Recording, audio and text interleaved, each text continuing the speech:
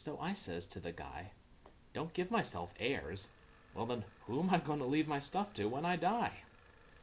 Hi, I'm David Techman, and you know what really strips my screws? Stock footage.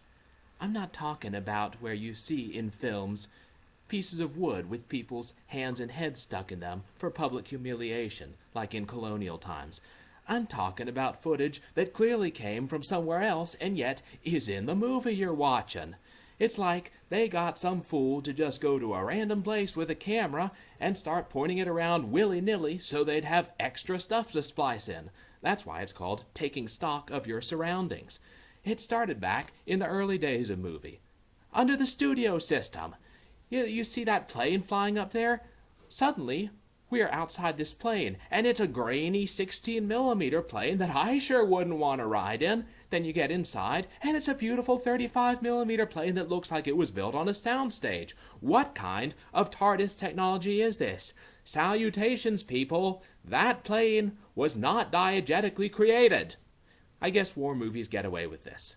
But then you get to the serials, and they're like, "Hey, why do all the protagonists in these serials drive the same 3 cars? So we can show them blow up at the end of chapters over and over again. Not blow up the same type of cars, show the exact same car blow up multiple times.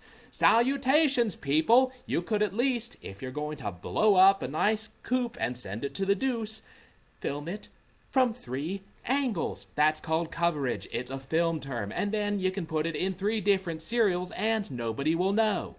And they're still using stock footage today. I am not just talking about Wilhelm screaming. And I'm not talking about cheap little $50,000 indie affairs. Okay, that's fine.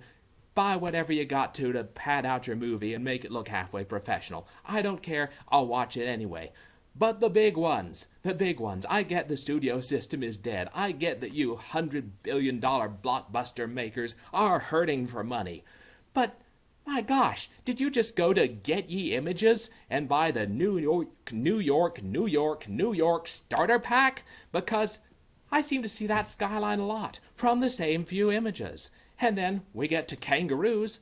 I've seen that kangaroo hopping somewhere before. I can't place where, but it was in a film, I'll tell you that, because it wasn't in real life. I think I've even seen those same beach chairs viewed from the same angle with the surf rolling past in the same way. Yeah, when did movie making become so cheap? I just want to take all the stock footage and put it in a pot of boiling water until it makes a sort of broth that I can add vegetables and meat to make a soup, and then it would really be stock. Ooh, and then I could keep it in my stock tank. I'm David Techman, and that really boils my bones.